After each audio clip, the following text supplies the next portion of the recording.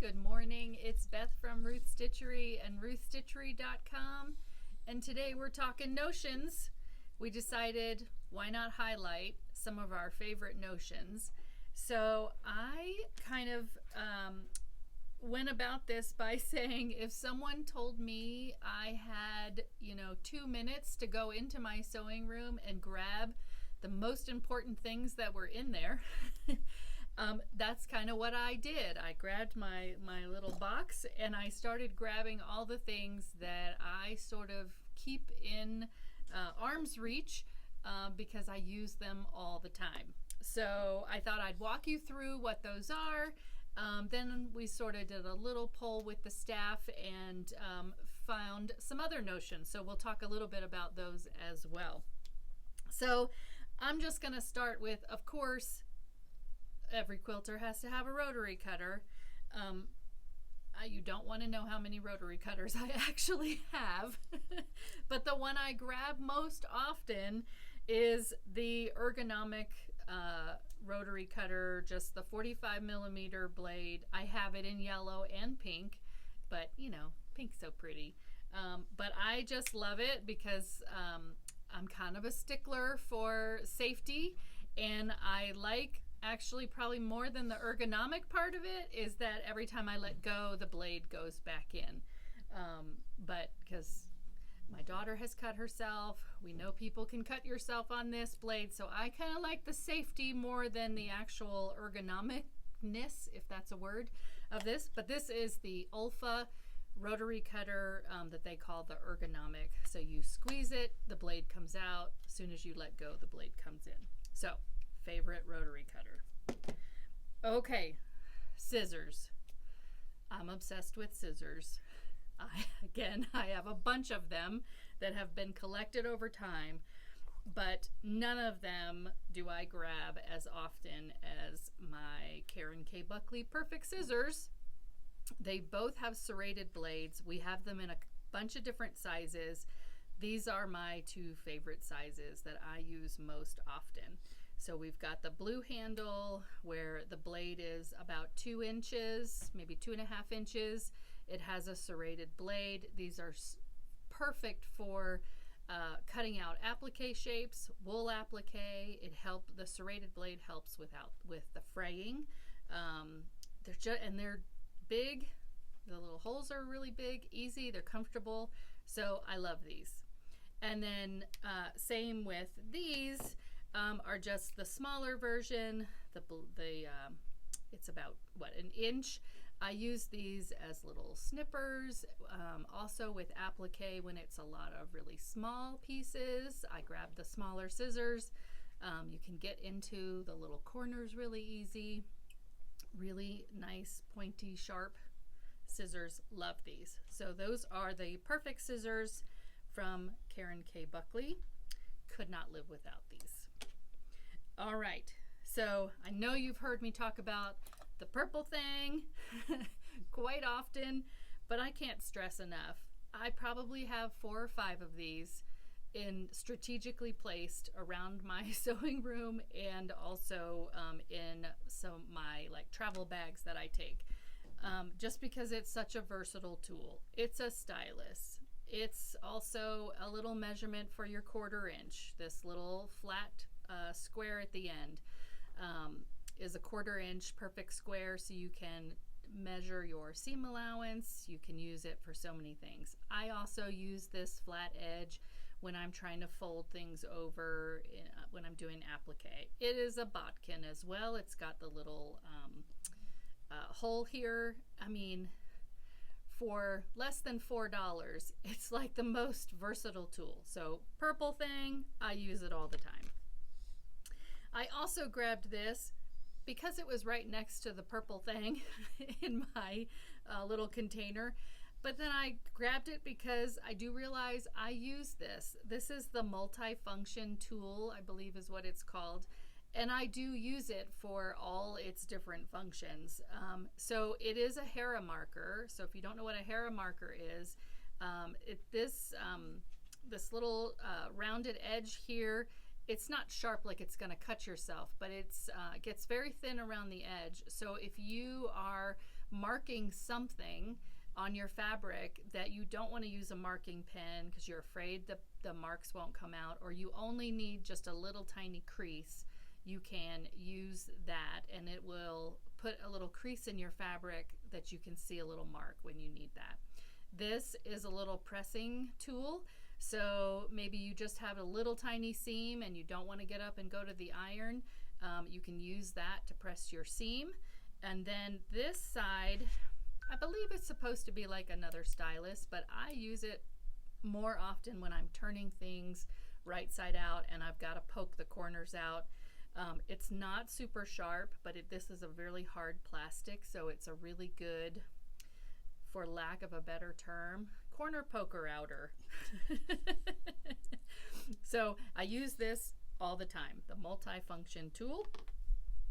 So also I grabbed my glue stick from Sewline. I absolutely love this. It's water-soluble glue stick. You buy the pen one time and then you can refill the glue as often as you need it. And I use this for English paper piecing. I use this for applique. I use this when I just have a little piece that maybe the fusible's not sticking and I need a little bit of glue. I will go underneath that little piece and put it down. So I use this all the time. Can't even tell you how many refills I have gone through with this glue pen. So water-soluble glue pen. I have the Bowen and the Sewline one. They're pretty much the exact same pen, and the refills fit both. So, and then this is the Sewline chalk pencil. This one is pink, but it also comes in blue, white. I think it comes in black. It comes in green, I believe.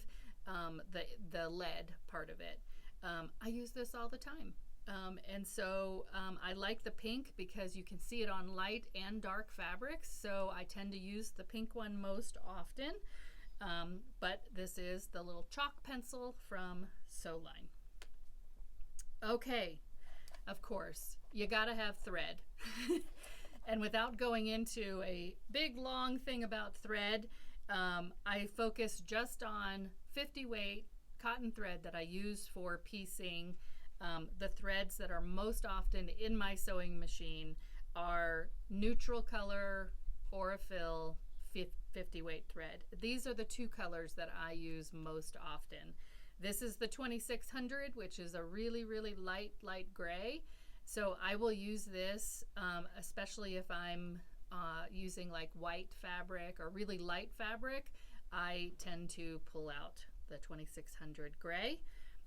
And this one is the 2324, which is just sort of a tan color that I find works with pretty much everything else. So it can go with light, it can go with dark. These are probably my two favorite colors of neutral thread that I'll grab most often when I'm piecing my quilt. Okay. I know. People say it doesn't really matter what your straight pins are. You can use anything you want. They're wrong. I love the magic pins from, I think it's Taylor Seville is the company that makes them. But these magic pins, these are the fine. They have fine, very fine. These are the fine. I just love the size. This is like an inch long pin.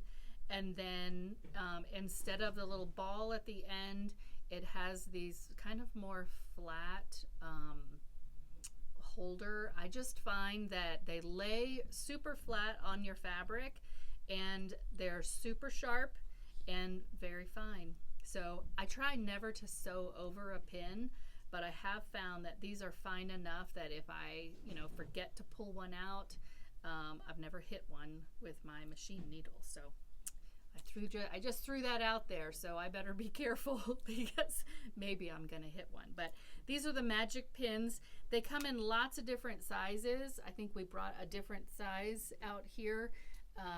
These are also fine, but the pin is longer. So these are the extra long pins.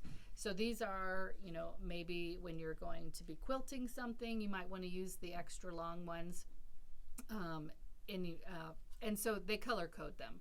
So every different length and what they're used for has a different color. So these are the pink for extra long, and these are the orange that are fine and about 1 inch. I think there's blue and green. They all have different. Yellow is the applique pins, which are also lovely. So magic pins, love them.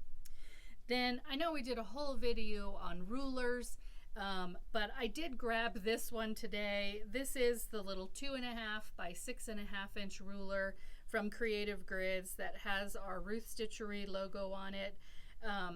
I do grab this quite often when I'm doing 2.5 inch squares, or I'm cutting 2.5 inch segments off of a strip. I will grab this and use this. One, it's Creative Grids. It's got the grippy on the back, so it, you know, doesn't slip around. It has Ruth Stitchery's name on it, so that's a plus. And actually, we just found out, I didn't realize this, that I guess this 2.5 by 6.5 inch ruler is also a collective item. So quilters will go all over to different stores and collect these rulers from stores that have their logo printed on them, which makes total sense because my first one that I ever had was from Wooden Spools up in Denver. And so it's a great ruler, great size, and it's a collectible. So that is that ruler. So that was the things that I could grab in like 2 minutes out of my room. But we've also grabbed a couple others that I just wanted to mention really quickly. This game changer. So this is a thread cutter that you insert your old rotary blade. So for the long time, you know, you're like, what do I do with these old blades? You know, you don't want to just toss them into your trash. You want to keep them protected so they don't hurt somebody if they're grabbing it. This I think it's called the Blade Saver Thread Cutter. You put your old rotary blade inside this little flower, and then this can sit next to your machine, and when you're chain piecing, you can quickly take that big long chain of your pieces you've just sewn, and you just do, and it'll cut it right. Yeah, so game changer, the little thread cutter. Let's see. Oh, of course, I didn't grab a seam ripper. Not because I don't make mistakes. I make mistakes all the time. But I did not grab one. Maybe I was just thinking positive, like I don't need it that much, but I like to call it the creative readjuster. But of course, every quilter needs a seam ripper. There's lots of different ones. We grabbed this one because it is a seam ripper, but also this little rubber tip at the top. Once you have taken all those little threads out, you can use the little rubber tip to rub across your fabric, and it gets rid of all those little thread bits that are there. So of course, everyone needs a seam ripper. All right. We also have, this is from Roxanne. These are silver chalk marking pencils that are also water soluble. So, you know, I like to use my pink one from Sewline. But this is a great deal. They work really well. For $8, you get 4 pencils. You just sharpen them and keep going. So these will last you forever, but they're a great choice for marking lines when you need it. So this is the Roxanne chalk marking pencils that are in silver. So that's those. And then finally, right at the last minute, we grabbed our little bobinis, I think is what they're called.